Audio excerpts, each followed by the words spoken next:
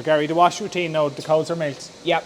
So we've a few clusters here to go on. So your washers are on a slider, are they? Yeah, so one of the things that you just seen there was 3 or 4 cows in the last of this row. Yeah. So with our system we can actually drop all the claws, and you can actually start to do, if there is only 3 or 4 cows left to wash, we can put them all into the wash position and obviously put them into the jetters.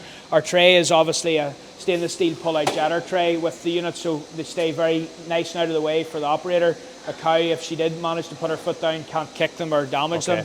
And whenever they come out, we've got a complete cup system, so basically we get a really good suction down onto the jetter tray with the units, and they sit very well in the jetter as such, and very easy to push on. So you know whenever you're starting to milk or starting to wash, that there's no air sucking up through. You're getting a good wash with everything. Okay, yeah. In terms of the height of the cow, say the cow standing area relative to the floor, what height? We work on a metre generally. It seems to be a good figure for everyone, especially now, where years ago where you were attaching one cluster or one unit at a time. Now a lot of people are taking 2 units and putting them on a cow, or even some people are taking it in quad cup and putting all 4 units on at a time at a cow. So you need to be, instead of before where you were at the cow was a bit lower to you and you didn't really see the udder, with that type of system of attaching, you need to be looking more up at the cow's udder rather than, or at least on a level with it, rather than trying to feel around for the udders. Okay. As we look at the cow standing area here, you've the fall is going forward and back, is that right? Yeah, that's correct, yes. You'll also notice with, definitely on a parallel parlour, I would always recommend having rubber down, just with the cows coming in and turning fast in 90 degrees. Yeah. It's always better to have rubber down for the cows' feet. Yeah, you could have a closer look then at the lip there, the stainless lip for the feed trough. Yep. So as we said, we manufacture all this side of it, and there's a stainless steel trough in here. So whenever the feed is coming down here, it's bouncing off the side. So you can see whenever feed is dropping from, it is quite a height, it doesn't drop all over the floor, but also whenever the reel is rotating away and it goes totally upside down, there's this lip here at the bottom, and basically it's to hide any excess meal that hasn't been ate. It'll allow it to go into the bottom of this point, and then it won't spill out everywhere. And there's a few folds in that. It's just not a straight right angle, say. No, for a reason. No, there's folds there for a reason, so that at different points it rolls into a different section of it. So and it never escapes. Never escapes. Yeah. Never escapes with it. Okay. And we're looking at here then, just as I suppose we have a bit of freedom here to look at it. The falls left and right, they're probably easier to look at. Yeah. You fall forward and you have a fall back, so that the cow sits back here. Yes, exactly. That's correct. Yeah. Okay.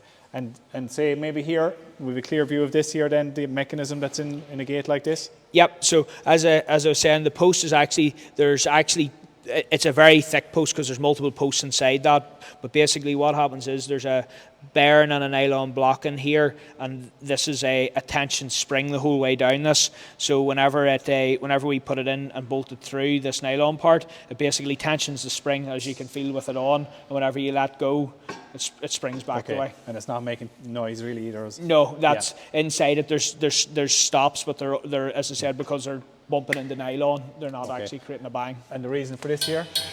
Purely again to stop cows from reaching across over to eat from there, but also with it, if you actually notice it does create basically a section of 4 at a time.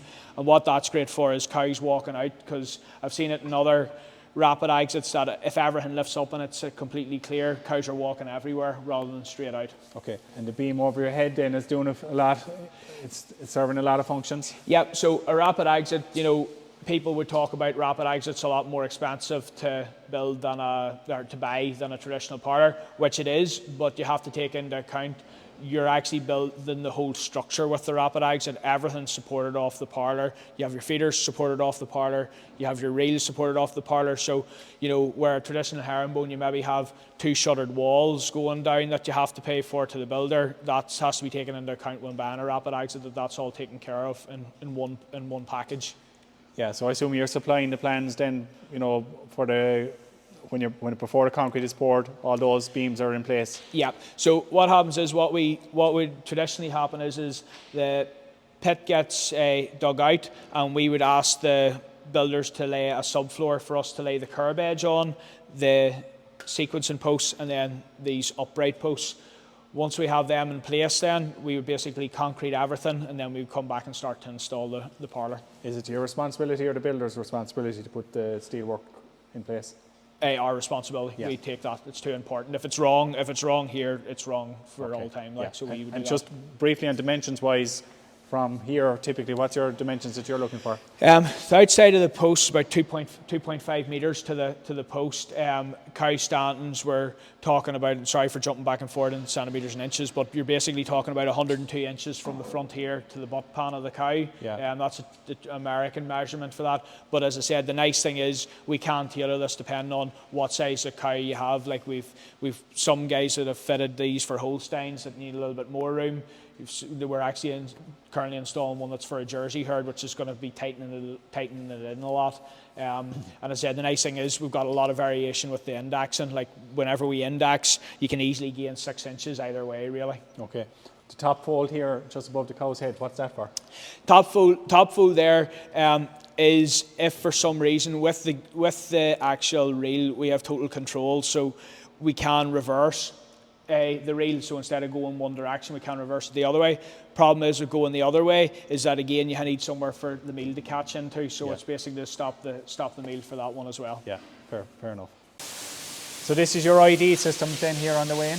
Yep, so entrance, again with the entrance, crucial for ID, so we're working on ear tag ID, so you need to have a good race on the way in for the cows to get into single file, and then with our ID antennas we're IDing at the entry to the parlour, so we're not IDing per point, we're doing it at the entry, and then the cows walk up with the sequencing gate and then stand into position. All the gates then here on the side have a man escape effectively then as well? Yep, just for simple ease of use, man escape as far as like for when you have a group of 100 cows coming up behind you that you can get out quickly. But again, it's just for getting in and out of the handling facilities. It's easy to do, it's fast to do. You don't have to open and close gates with it. Okay. The collecting yard then, how many cows roughly would you fit here? Collecting yard's about 100 cows, so it is as far as that. Again, not a massive collecting yard. There is bigger ones, but whenever you're fixing it for the group, what the customer uses, as I said, we're more interested in having more groups and manageable sizes. Yeah, and the system here is cows calving at different stages, yes, treated as groups. Yes. So fresh, highs and low, cows, just depending on production and lactation number. Yeah. So the smaller collecting yard facilitates that. Yes. Okay. Yeah. So Gary, this basically here is the outflow from the washing of the trap basically above there. Yeah, so basically the manure tray for the cow where it's standing, you can wash it out and it all flows back to here, so it takes all the manure away from the parlour and straight into the tank then. Yeah, and that's done once a milking, once after every milking. Once after every milking. Yeah. So Gary, as you were saying, what's different here is there's 2 exit lanes, right?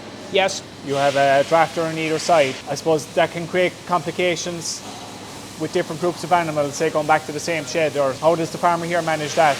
So whenever we were designing, we were listening to what the customer wanted, and because he was managing generally slightly smaller groups of cows but more of them, we wanted the entry into the parlour to be a bit longer and not as wide, so that gives us ample room on both sides. With the BouMatic system, they're well accustomed to having 2 sort gates doing essentially the same thing. So if it's cows going out through, both those gates are actually set up for primary sorts. So it doesn't matter if you enter a cow on the right-hand side, but she's actually milked on the left-hand side, it'll still get caught with the gate, or vice versa. Yeah. But you can see from the actual setup, it's actually pretty much mirror images of each other. We have a crush on each side, a short race for the crush. So just now he wanted that flexibility, that he didn't have a huge group of cows in one pen to deal with, so having 2 smaller pens essentially, but doing the same thing. Yeah, and I suppose what's at the back of the collecting yard is basically an exit race the cows can, I suppose, use from either direction.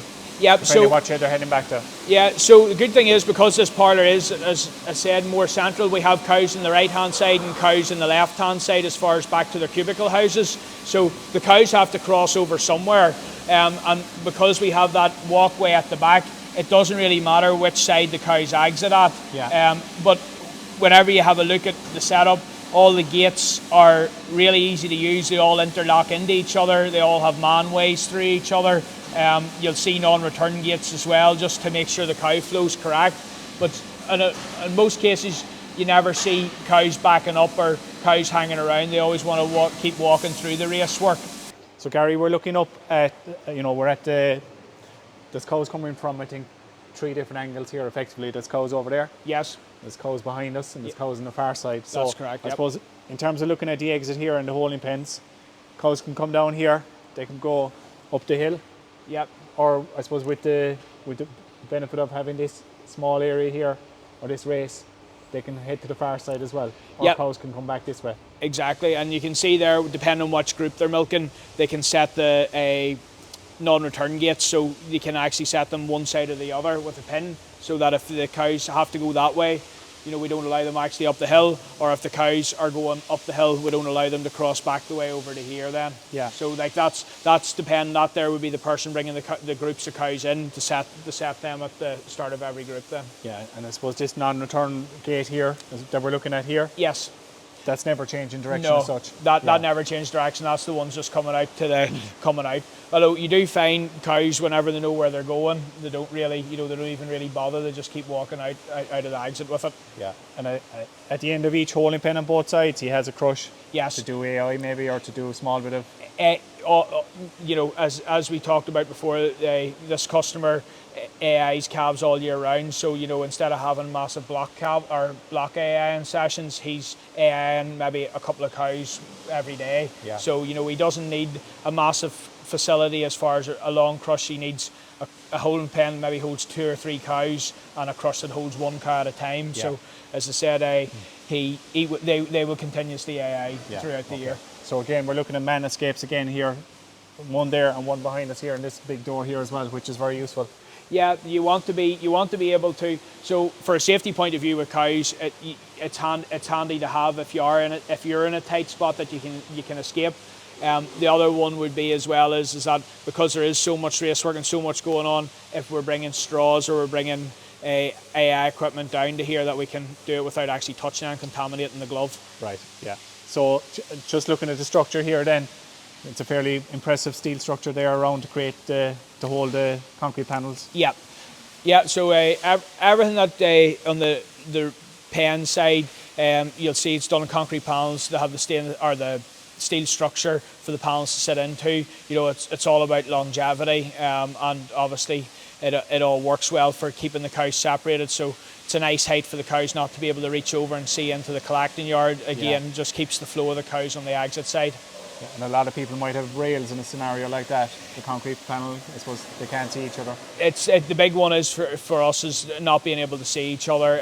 Yes, the rails will do the job, but you'll definitely get more cows looking from the collecting yard into the exit, and vice versa. The cows exiting will be looking into the collecting yard as well then. Okay, yeah.